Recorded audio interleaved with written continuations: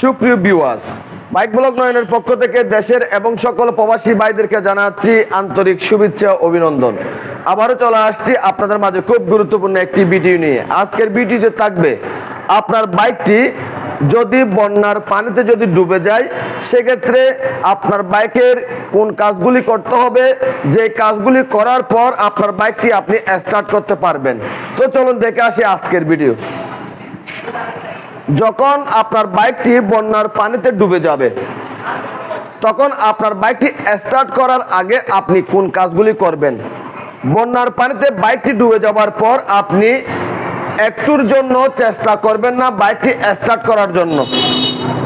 যদি স্টার্ট করার চেষ্টা করেন সেক্ষেত্রে আপনার বাইকের ইঞ্জিনের সমস্যা হতে পারে এবং আপনার অনেক টাকা খরচা হতে পারে।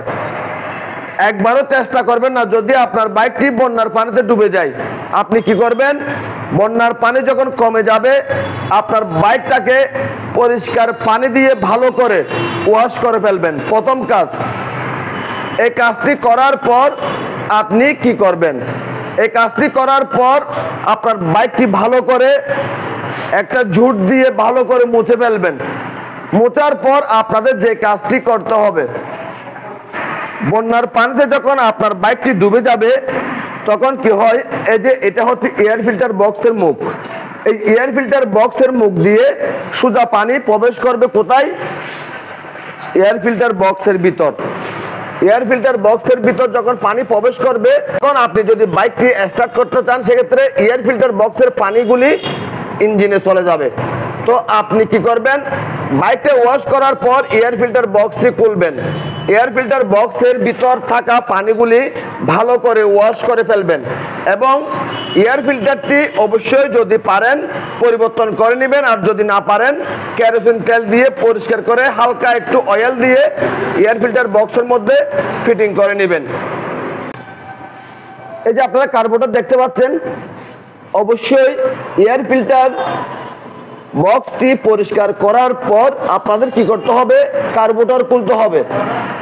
কার্বোরেটর খুলে আপনাদের কি করতে হবে, কার্বোরেটর ভালো করে ওয়াশ করতে হবে। কারণ আপনার বাইকটি বন্যার পানিতে ডুবে গেছে, কার্বোরেটরের মধ্যে প্রচুর পরিমাণে পানি জমে থাকতে পারে।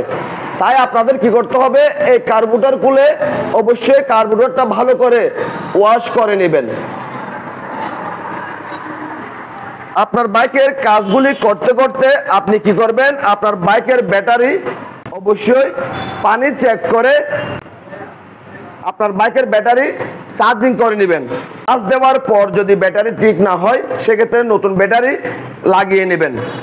এখন যে কাজটি করতে হবে সেটি হচ্ছে আপনার বাইকের ইঞ্জিন অয়েল। আপনার বাইকের ইঞ্জিন অয়েল আপনার ড্রেন দিতে হবে।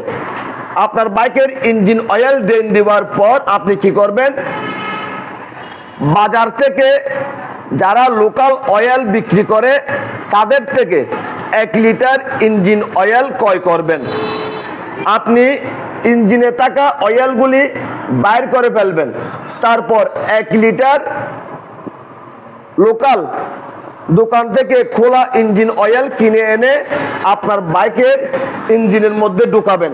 এখন যে কাজটি করবেন, খোলা ইঞ্জিন অয়েল আপনার বাইকের ইঞ্জিনের মধ্যে ঢোকানোর পর আপনার বাইকের স্পার্ক প্লাগ খুলে নেবেন। স্পার্ক প্লাগ খোলার পর আপনি কি করবেন, স্পার্ক প্লাগের মুখ আঙ্গুল দিয়ে এভাবে চেপে ধরবেন, তারপর কিক করবেন। এই যে আপনারা দেখতে পাচ্ছেন আমরা কিক করতেছি, এরকম কিক করবেন। এই কাজটা করার কারণ হচ্ছে কম্প্রেশন চেম্বারের মধ্যে পানি জমে থাকতে পারে, সেজন্য আমাদের কি করতে হবে, কিক মেরে কম্প্রেশন চেম্বারের ভিতর থেকে জমে থাকা পানিগুলি ফার্স্ট কিক মেরে আমাদের বাইর করে নিতে হবে। ফার্স্ট কিক মেরে কম্প্রেশন চেম্বারের মধ্যে জমে থাকা পানি বাইর করার পর আমরা কি করব, বাইকের স্পার্ক প্লাগ যদি সম্ভব হয় নতুন স্পার্ক প্লাগ লাগাবেন। আর সম্ভব না হলে আপনার বাইকের যে স্পার্ক প্লাগটি ছিল সেটা পরিষ্কার করে আপনার বাইকের মধ্যে লাগিয়ে নেবেন। তারপর যে কাজটি করবেন, ম্যাগনেট কভারের ভিতর একটি আলমিসার লাগানো আছে বা স্টার্ট কয়েল বা লাইট কয়েল লাগানো আছে। এটা হচ্ছে সেই আলমিসার কয়েলের লাইন।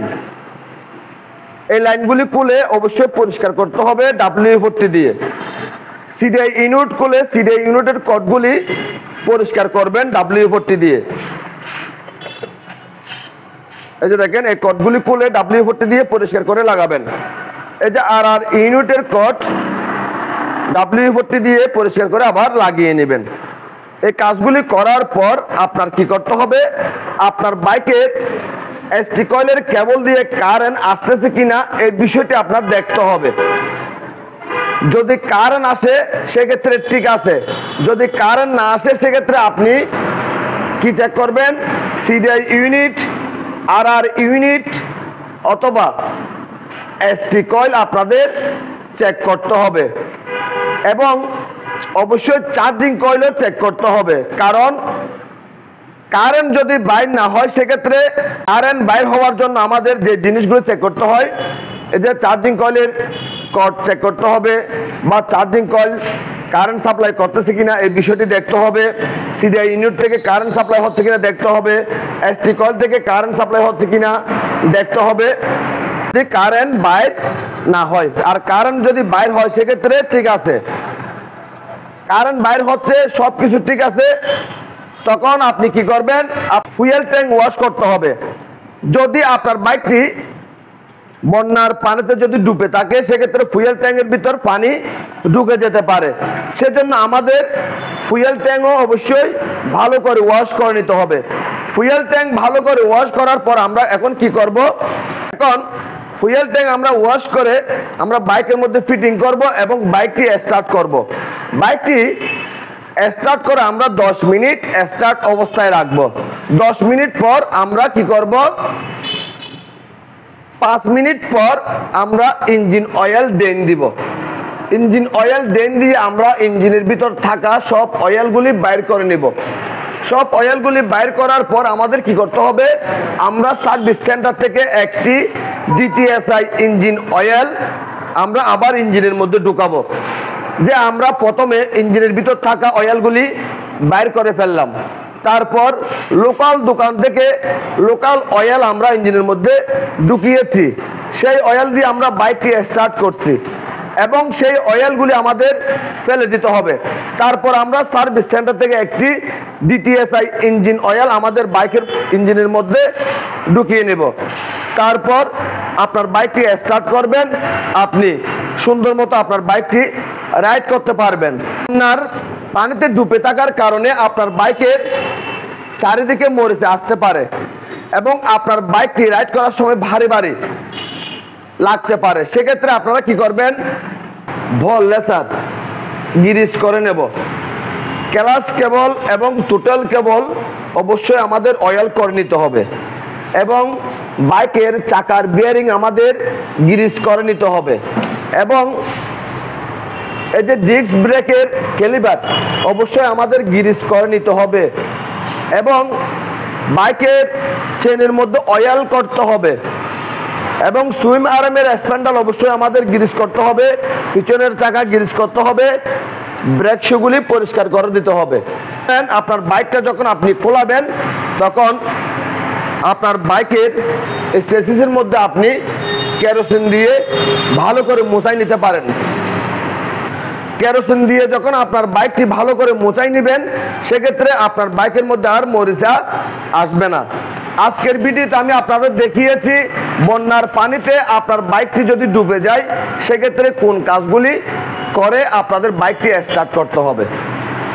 আপনাদের যদি আমার আজকের ভিডিও যদি ভালো লেগে থাকে লাইক করবেন, কমেন্ট করবেন এবং বেশি বেশি করে শেয়ার করবেন আর আমাদের ছোট্ট পরিবারটি সামনের দিকে এগিয়ে যাওয়ার জন্য সুযোগ করে দিবেন। সবাইকে অনেক অনেক ধন্যবাদ জানিয়ে আজকের মতো বিদায় নিলাম।